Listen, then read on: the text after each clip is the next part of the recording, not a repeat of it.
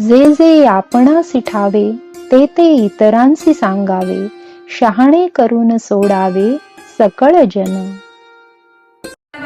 आणि भावतरंग क्रिएशन्स यांच्या संयुक्त विद्यमाने वाचक मंच सत्र 10वे मराठी कथा वाचन व अभिव्यक्ती स्पर्धा आज आयोजित केलेले आहेत. तर मी व्यासपीठावर श्री प्रकाश तुळजापूरकर सर, भावतरंगचे अध्यक्ष, जोरदार टाळ्या होऊन जाऊ द्या. वैदेही दलाल, सहकार्य अजून दोघं तिघे येणार आपल्याकडे, बघूयात ते.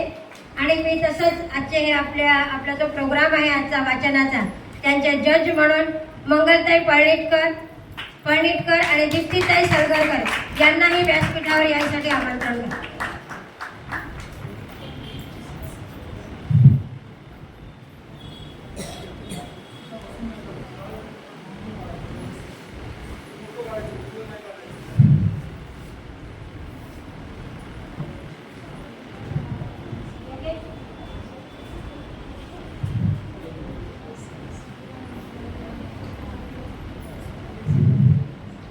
परभाषेते की व्हा पारंगत, ज्ञान साधना करा तरी, माय मराठी मरते इकडे, परकीचे पद चेपू नका. भाषा मरता देशही मरतो, भाषा मरता देशही मरतो, संस्कृतीचाही दिवा विजे. गुलाब भाषिक होऊनी आपल्या, प्रगणिते शिर कापू नका. कुसुमाग्रजाने खूप छान लिहिलेलं आहे. पण ह्या सगळ्याला मात करत देखील आपली ही संस्था मराठी ग्रंथ संग्रहालय आणि भावतरंग क्रिएशन्स एवढ्या अवघड प्रसंगातूनही त्यांनी मराठीसाठी जपलेली ही त्यांच्या मनातली भावना, आणि आज आम्हाला त्यांनी इकडे येऊन खूप म्हणजे छान वाटतंय. मराठी जोपासण्यासाठी त्यांचा जो प्रयत्न आहे, आमचा देखील तसाच प्रयत्न आहे सर. पण तुमच्या या प्रयत्नाला खूप खूप यश मिळो यासाठी एकदा जोरदार टाळ्या होऊन जाईल. भारत गुणवर्धक संस्था परवाच गुढीपाडव्याला 130व्या स्थापना दिवस झाला सर. ही संस्थेची स्वतःचीच वास्तू आहे. या वास्तूत ग्रंथालयात मराठी, इंग्रजी, उर्दू, हिंदी, तेलुगू, कन्नड आणि परप्रांतीय भाषा सुद्धा खूप आहेत. जवळजवळ 30,000 पुस्तके आहेत.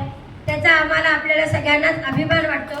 आणि सांगायचा एक म्हणजे उद्देश आपल्याला आता मी सांगितलं तरी सांगावंसं वाटतं, कारण अभिमान येतो की हैदराबादमध्ये सगळ्यात जुनी संस्था आहे. आणि यानंतर आमची विडीपी शाळा आहे. त्यानंतर मग विवेकवर्धिनी महाराष्ट्र मंडळ याचा नंबर लागतो. मला असं सांगावंसं वाटतं, प्राऊड फील होतं की सगळ्यात ही जुनी संस्था आहे. पण बऱ्याच वर्षापासून त्याच्याकडे थोडं दुर्लक्ष करण्यात आलं. पण आता महाराष्ट्र मंडळाने, आता आपण मराठी ग्रंथ संग्रहालय आणि भावतरंग क्रिएशन्स यांनी आम्हाला तो रस्ता खूप जवळ करून दिलाय, आपल्यामधलं अंतर खूप कमी करून दिलंय. त्यामुळे मी आमच्या या सगळ्या संस्थेतर्फे आपले खूप खूप आभारी आहे सर. धन्यवाद.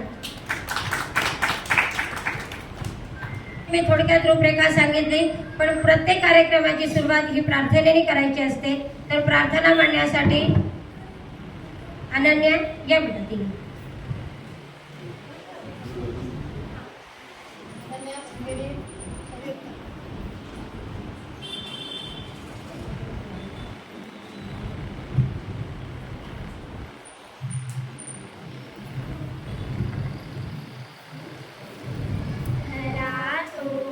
एकची धर्म जगाला प्रेम पावे, खरा तो एकची धर्म जगाला प्रेम पावे. कुणाला व्यर्थ शिनवावे, कुणाला व्यर्थ हिनवावे, समसा बंधू मानावे, जगाला प्रेम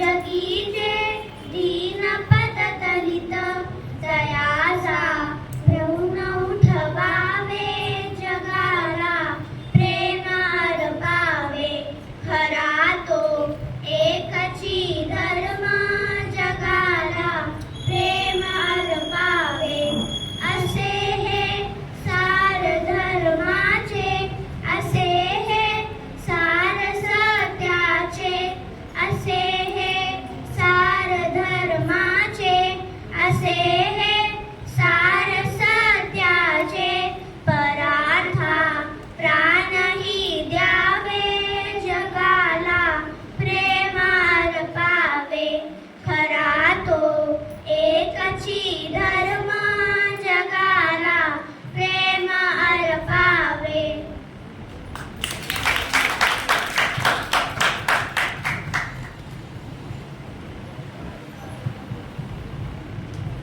नमस्कार, मी प्रकाश कुलकर्णी, आमच्या भावतरंग संस्थेचा अध्यक्ष.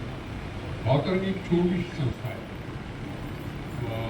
आपण म्हणतो ना, by the artist for the artist, असं त्यात सगळे असले जे मेंबर्स आहेत ते सगळे आर्टिस्ट आहेत. निर्णायक सब्जेक्टमध्ये कुणी ड्रामॅटिक्स आहे, कुणी पेंटिंग वगैरे करतात, कुणी आणखीन वेगळं. तर सगळ्या अशा लोकांची ती संस्था आहे. तर आम्ही एक जवळपास 2 ते 3 वर्षापूर्वी एक कार्यक्रम सुरू केला होता, वाचक मंच म्हणून. वाचक मंच म्हणजे आपण आता पुस्तकं खूप आहेत आपल्याकडे, पण कुठलं एखादं पुस्तक कसं आहे, त्यात काय सांगण्यासारखं आहे, काय लोकांना कळवण्यासारखं आहे, ते जर कळलं तर मग तेवढ्या त्या पुस्तकाची वाचणी हे वाढत जाते, लोक खूप वाचायला लागतात. तर मग त्याकरता आम्ही एक तो कार्यक्रम सुरू केला. 4, 5, 7पर्यंत कार्यक्रम झाले. परत या 23 तारखेला आणखीन एक कार्यक्रम आहे. तर त्या 23 तारखेला कार्यक्रमामध्ये परत आणखीन काही दरवेळेला आम्ही 3 वाचक बोलवतो. ते त्या पुस्तकांच्या वरनं त्यांचं जे मत झालं आहे किंवा त्या पुस्तकामधनं काय लोकांना कळलं हवं हे सगळं त्यातून सांगितलं जातं. तर त्याची ती हे चालू केलेली आम्ही प्रथा आणखीन आता 23ला आहेच आहे. तर आता आम्ही नंतर त्यावेळेस ठरवलं की मुलांच्या मध्ये देखील आजकाल मोबाईल बघायचं जसं खूप वेळ आहे. तर आम्ही एक संगीत महाविद्यालय काढलं होतं. तिथं त्यावेळेला पेरेंट्स येऊन म्हणायचे आम्हाला की सर तुम्ही या संगीत महाविद्यालय काढलं त्यामुळं कमीत कमी 2 ते 3 तास मुलं मोबाईल पाहत नाही. आणि आजकाल मुलांचं मोबाईलचं वेळ दिवसेंदिवस वाढत चाललं. तर या मुलांच्या मधनं एक वाचनाची हे लागावी, सवय लागावी की ज्यामुळं त्यांचं नॉलेज वाढेल, त्यांना आणखीन वाचता येईल. आणि त्यामुळे आता ही जी कॉम्पिटिशन घेतली आहे त्यामध्ये एकच आहे की मुलांनी जे वाचलं ते वाचावं आधी, नंतर मग त्यातलं त्यांना काय वाटलं हे सांगावं. त्यातलं काही मुलांना आम्ही तात्पर्य काय त्यातलं हे विचारलं. तर त्या पद्धतीने सांगण्यामध्ये मुलांचा बोलण्याचा पण हे होतो. म्हणजे लोक सभेसमोर बोलावं कसं, काय करावं, काय बोलावं, काय बोलू नये, थोड्या भाषेमध्ये कसं समजावून सांगावं. तर ते सगळं होईल. तोच प्रयत्न आहे. ही अशीच कॉम्पिटिशन कंटिन्यूस चालू राहील तुमच्यामध्ये. आज ही मुलं भाग घेत आहेत, आणखीन काही मुलं भाग घेतील पुढच्या वेळेला. त्या पद्धतीने करूया आपण. तर सगळ्यांना आणि बोलताना वाचताना अगदी बिनधास्त वाचायचं, घाबरायचं काही कारण नाही आहे, काही घाबरायचं नाही. आपण वाचतोय, आपल्या स्वतःशीच वाचतो. वाचताना मग त्या पद्धतीनेच वाचा. थोडंफार त्यामध्ये आता समजा कोणाचं वाक्य असेल तर थोडं त्याला चेंज कसं करता येईल, त्यामध्ये बोलण्यामध्ये आणखीन चांगला कसा प्रकार आणता येईल तो बघा तुम्ही. तुम्हाला सगळ्यांना खूप खूप शुभेच्छा. चांगलं वाचा आणि चांगलं वाचायला सुरुवात करा.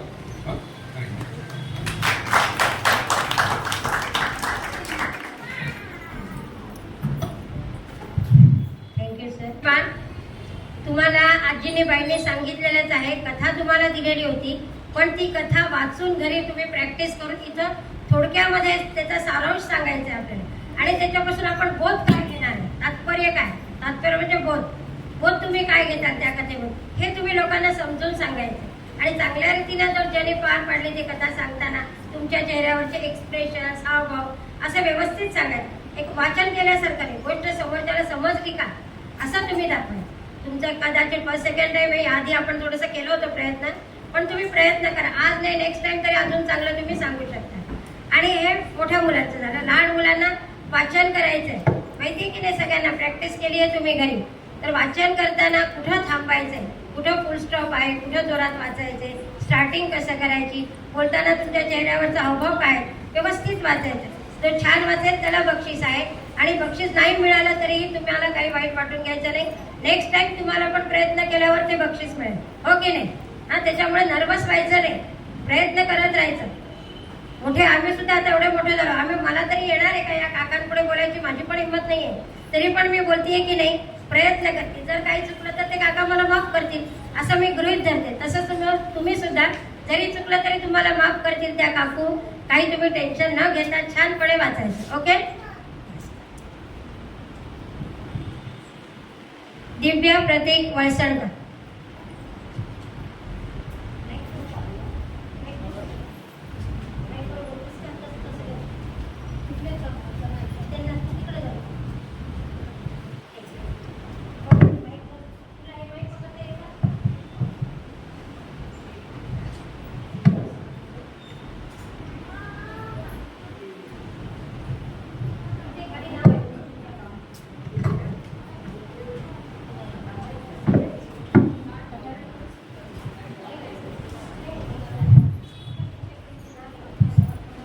छोटा मनजनी. एका शाळेत रोहन नावाचा मुलगा शिकत होता. तो अभ्यासात फार हुशार नव्हता, पण तो नेहमी हसतमुख आणि मदत करणारा होता. एके दिवशी वर्गात नवीन मुलगा आला, आदित्य. तो कोपऱ्यात बसलेला गप्प आणि घाबरलेला दिसत होता. काही मुले त्याची थट्टा करू लागली. रोहन पुढे आला. तो म्हणाला, चल मी तुला शाळा दाखवतो. त्याने आदित्यला ग्रंथालय दाखवलं, मैदान दाखवलं. दोघे एकत्र डबा खाऊ लागली. हळूहळू आदित्याचा आत्मविश्वास वाढला. एके दिवशी शाळेत वाचन स्पर्धा होती. आदित्य भाग घ्यायला घाबरत होता. रोहन म्हणाला, मी तुझ्यासोबत सराव करतो.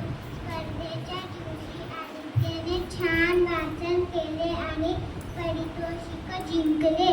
शिक्षक म्हणाले, आज आदित्य जिंकला, पण त्याच्या मागे रोहनची साथ आहे.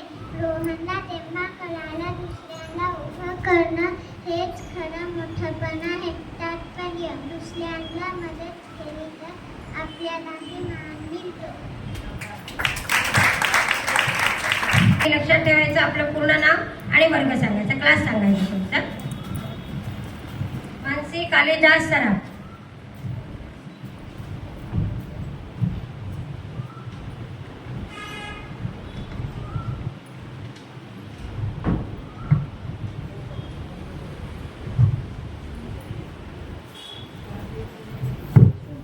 घड्याळाचा थीम.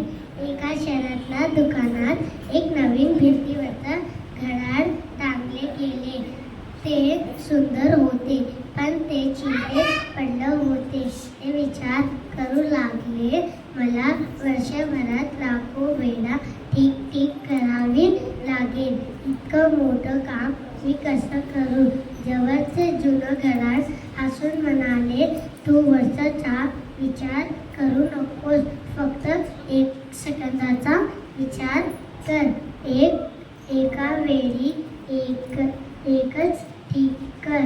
नवीन घड्याळाने धाडस केले. एक ठीक, मग दुसरी, मग तिसरी. दिवस गेले, महिने गेले, ते सुरळीत चालू राहिले. वर्ष संपले.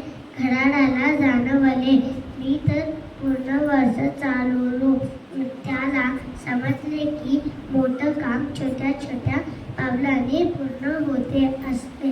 तात्पर्य, ध्येय मोठे असले तरी सातत्याने केलेले छोटे प्रयत्नांचा यश देतात.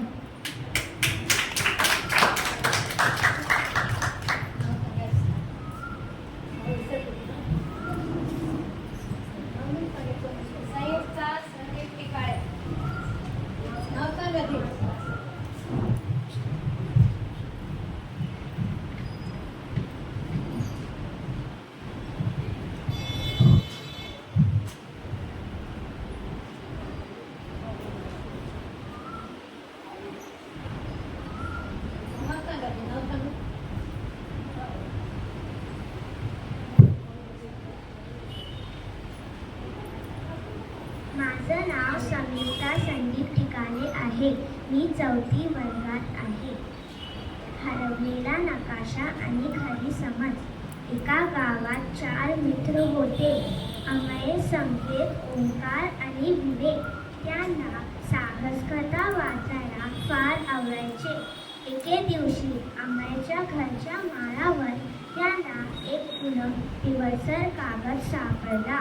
त्यावर काही खुणा, वर्णावरणाचे रस्ते आणि एका ठिकाणी मोठं खुणीचे चिन्ह होते. हा तर खजिन्याचा नकाशा, अमय उत्साहाने म्हणाला. दुसऱ्या दिवशी ते चौघे जंगलाकडे निघाले. नकाशात दाखवलेल्या मोठ्या वडाच्या झाडाजवळ ते पोहोचले. त्यांनी जमिनीत खणायला सुरुवात केली. बराच वेळ खणूनही काहीच सापडला नाही. संकेत चिडून म्हणाला, आपण फसवले गेलो. तेवढ्यात विवेकने शांतपणे नकाशा पुन्हा पाहिलं. त्याला लक्षात आलं ती फुली जमिनीवर नव्हे तर झाडाच्या वरच्या फांदीजवळ आहे. ते वर पाहतात तर एका फांदीवर दोरीने बांधलेली छोटी पेटी लटकत होती. त्यांनी ती खाली आणली. आत सोना चांदी काहीही नव्हतं, पण एक पत्र होतं. त्यावर लिहिलं होतं, जो निरीक्षण करतो, संयम ठेवतो आणि एकत्र काम करतो त्यालाच खरा खजिना मिळतो. मित्र एकमेकांकडे पाहून हसले. त्याला कळलं खजिना म्हणजे त्यांची मैत्री, धैर्य आणि चिकाटी. तात्पर्य, घाई न करता आणि निराश न होता विचारपूर्वक प्रयत्न केल्यास यश मिळते.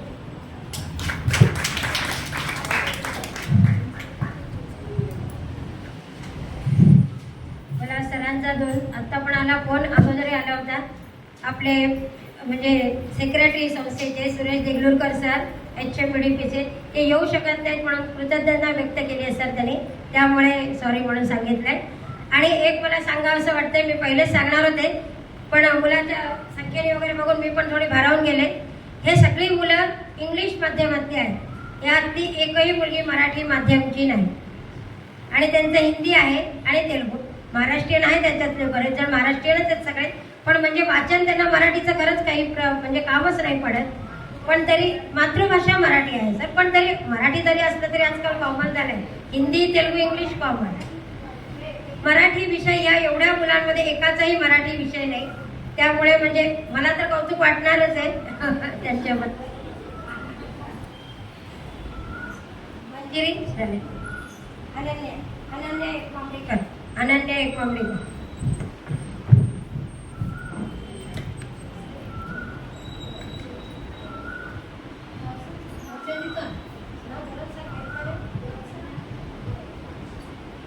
माझं नाव अनन्या पवन एकमांबरीकर आहे.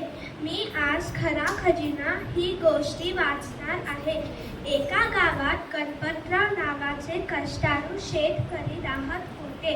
त्यांनी आयुष्यभर मेहनत करून शेती सांभाळली, पण त्यांची 3 मुलं आळशी होती.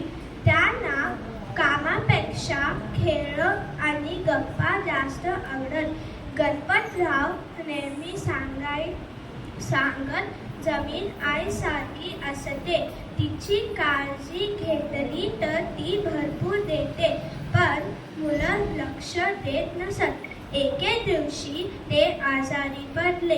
त्यांनी मुलांना सांगितलं, आपल्या शेतात खजिना पुरलेला आहे, तो शोधा. काही दिवसांनी त्यांचं निधन झालं. मुलांनी संपूर्ण शेत उकरून काढलं, पण खजिना सापडला नाही. शेजारीच्या शेतकऱ्यांनी सांगितलं, आता पेरणी करा. मुलांनी बी पेरली. पाऊस पडला. काही महिन्यांनी शेतात भरघोस पीक आलं. तेव्हा त्यांना समजलं, खजिना जमिनीत नव्हता, तर त्यांच्या कष्टात होतं. तात्पर्य, कष्ट हाच खरा खजिना आहे.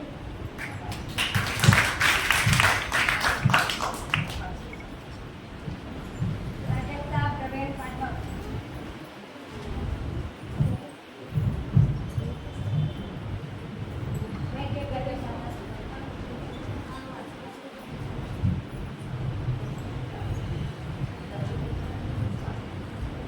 नमस्कार, माझं नाव प्राजक्ता प्रवीण पाठक. चौथी. छोटा मदतनीस. एका शाळेत रोहन नावाचा मुलगा शिकत होता. तो अभ्यासात फार हुशार नव्हता, पण तो नेहमी हसमुख आणि मदत करणारा होता. एके दिवशी वर्गात नवीन मुलगा आला, आदित्य. तो कोपऱ्यात बसलेला गप्प आणि घाबरलेला दिसत होता. काही मुलं त्याची थट्टा करू लागली. रोहन पुढे आला. तो म्हणाला, चल मी तुला शाळा दाखवतो. त्याने आदित्यला ग्रंथालय दाखवलं, मैदान दाखवलं. दोघे एकत्र डब्बा खाऊ लागले. हळूहळू आदित्यचा आत्मविश्वास वाढला. एके दिवशी शाळेत वाचन स्पर्धा होती.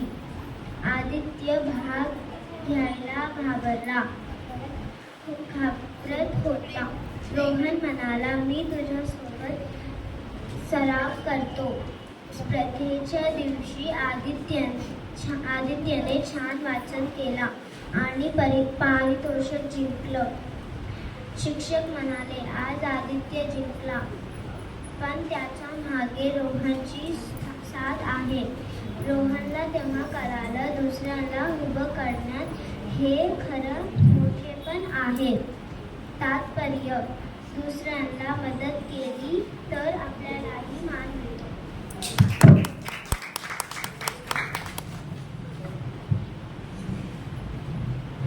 चंद्राशू ओंकार कल्याणकर.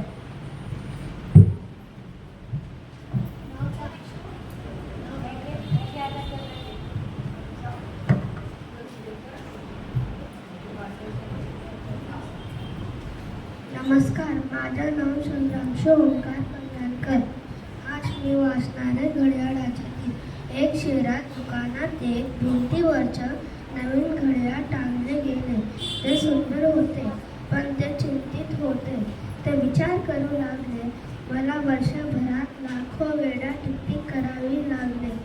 इतकं मोठं काम मी कसं करू?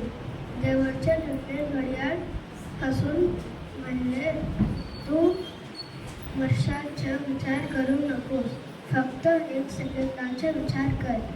एका वेळी एकच कर. नवीन घड्याळ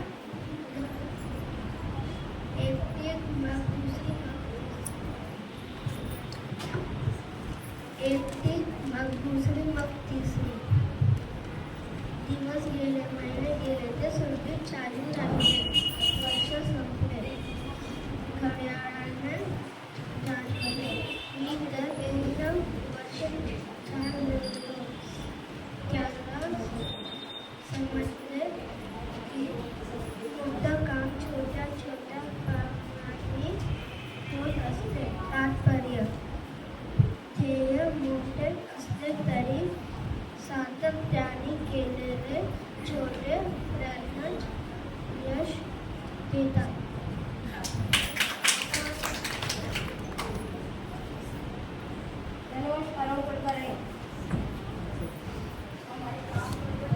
हॅलो, ऐकू येते तुम्हा मुलांना सगळं?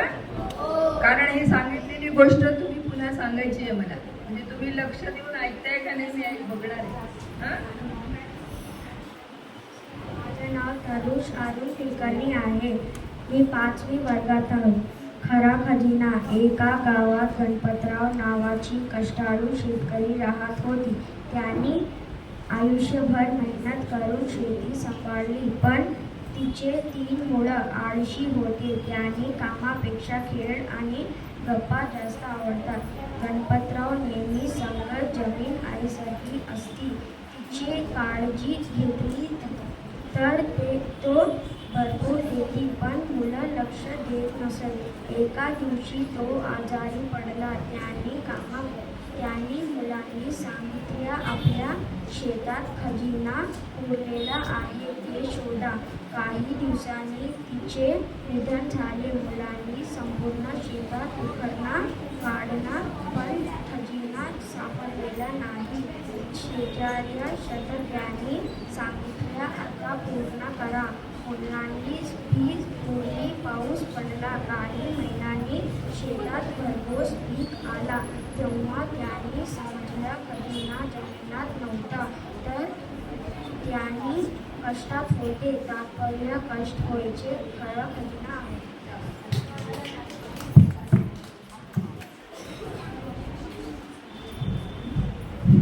अन्वी विक्रम गंगाखेडकर.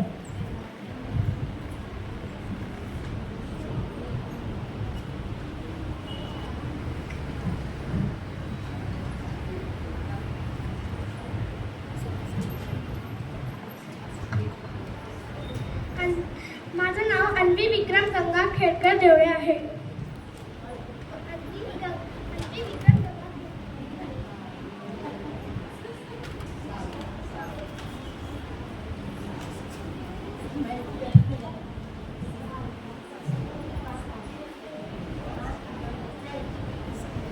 छोटा मदतनीस. एका शाळेत रोहन नावाचा मुलगा शिकत होता.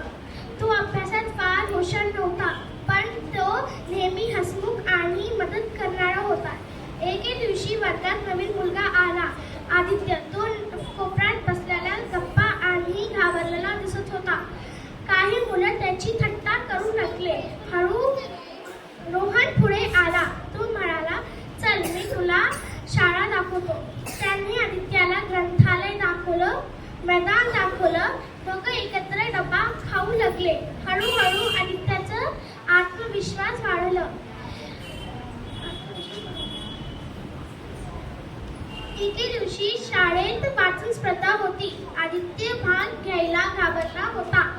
रोहन म्हणाला, मी तुझ्या सोबत सराव करतो. स्पर्धेच्या दिवशी आदित्याने छान वाचन केला आणि पारितोषिक जिंकला. शिक्षक म्हणाले, आज आदित्य जिंकला, पण त्याच्या मागे रोहनची साथ आहे. रोहनला तेव्हा कळालं,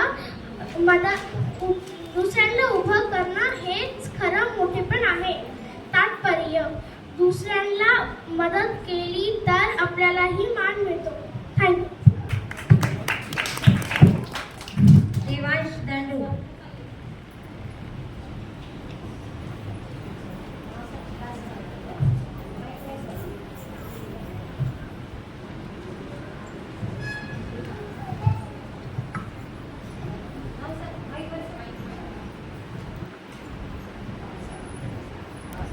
सगळ्यांना नमस्ते.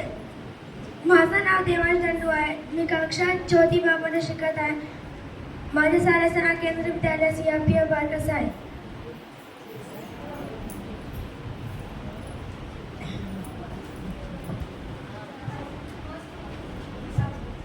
हरवलेला नकाशा आणि खरी समज.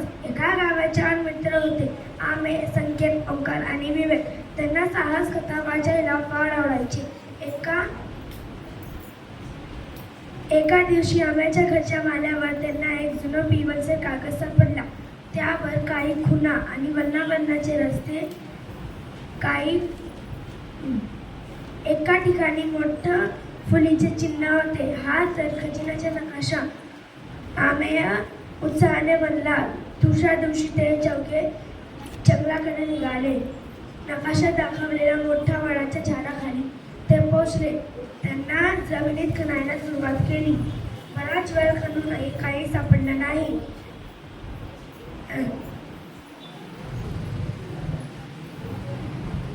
संकेत चिडून म्हणला, आपण फसले गेलो. तेवढाच विवेक शांतपणे नकाशा पूर्ण पाहिला. त्याला लक्षात आलं की ते फुली जमिनीवर नव्हे, तर झाडाच्या वरच्या फांदीजवळ आहे. तर वरती पाहतात तर एक फांदीवर दोरीने बांधलेली छोटी पेटी लटकत होती. त्यांनी ती खाली आणली. आज सोनं चांदी काही नव्हतं, पण एक पत्र होतं. त्यावर लिहिलं होतं, जो निरीक्षण करतो आणि संयम ठेवतो आणि एकत्रित काम करतो त्यालाच खरा खजिना मिळतो. मित्र एकमेकांकडे पाहतात, हसतात. त्यांना कळतं खजिना म्हणजे त्यांची मैत्री, धैर्य आणि चिकाटी. तात्पर्य, काही ना करता आणि निराश न होता विचारपूर्वक प्रयत्न केल्यास यश मिळते.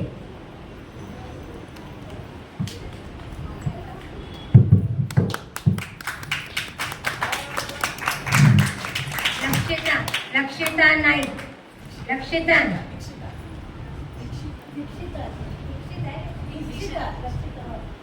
सॉरी, दीक्षिता.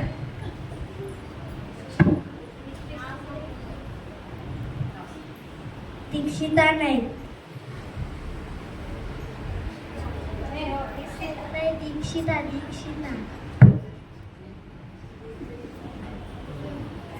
TIKSHITA.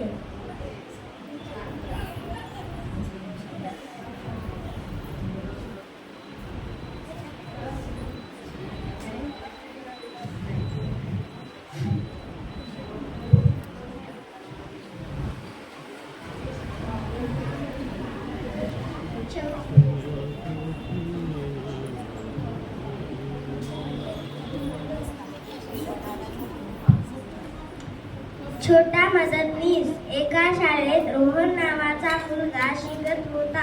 तो अभ्यासात फार हुशार नव्हता, पण तो नेहमी हसमुख आणि मदत करणारा होता. एके दिवशी वर्गात नवीन मुलगा आला. आदित्य तो घाबरत होता. गप्प आणि घाबरलेला दिसत होता. काही मुले त्याची हट्टा करू लागली. रोहन पुढे आला. तो म्हणाला, आज मी तुला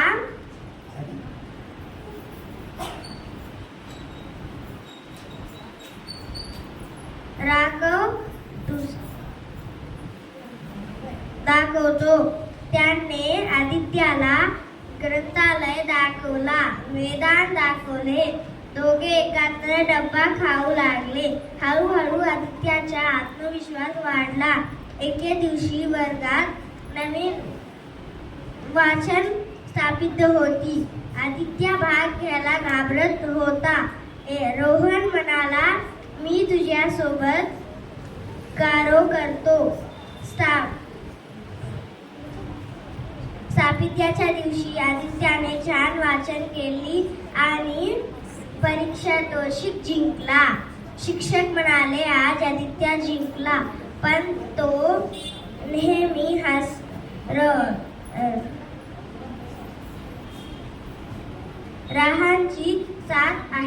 रोहनची साथ आहे. रोहनला त्याने तलकार दाखवला. उभं करण्यासाठी घर मोठेपणा आहे. तात्पर्य, आदित्याला दुसऱ्याला मदत केली तर आपल्यालाही मान मिळतो.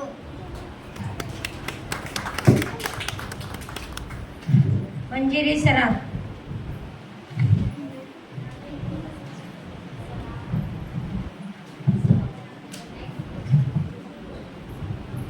माझं नाव मंजिरी कालिदास सराफ.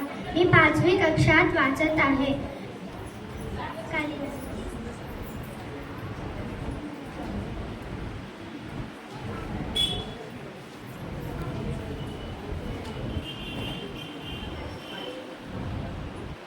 मी आज छोटा मदतनीस ही गोष्ट वाचणार आहे. छोटा मदतनीस. एका शाळेत रोहन नावाचा मुलगा शिकत होता. तो अभ्यासात फार हुशार नव्हता, पण तो नेहमी हसतमुख आणि मदत करणारा होता. एके दिवशी वर्गात नवीन मुलगा आला, आदित्य. तो कोपऱ्यात बसलेला गप्प आणि घाबरलेला दिसत होता. काही मुले त्याची थट्टा करू लागली. रोहन पुढे आला. तो म्हणाला, चल मी तुला शाळा दाखवतो. त्याने आदित्यला ग्रंथालय दाखवलं, मैदान दाखवलं. दोघे एकत्र डब्बा खाऊ लागले. हळूहळू आदित्यचा आत्मविश्वास वाढला. एके दिवशी शाळेत नवीन वाचन स्पर्धा होती. आदित्य भाग घ्यायला घाबरत होता. रोहन म्हणाला, मी तुझ्यासोबत सराव करतो. स्पर्धेच्या दिवशी आदित्यने छान वाचन केलं आणि पारितोषिक जिंकलं. शिक्षक म्हणाले, आज आदित्य जिंकला, पण त्याच्या मागे रोहनाची साथ आहे. रोहनला तेव्हा कळालं, दुसऱ्याला उभं करणं हेच खरं मोठेपण आहे. तात्पर्य, दुसऱ्याला मदत केली तर आपल्यालाही मान मिळतो. धन्यवाद.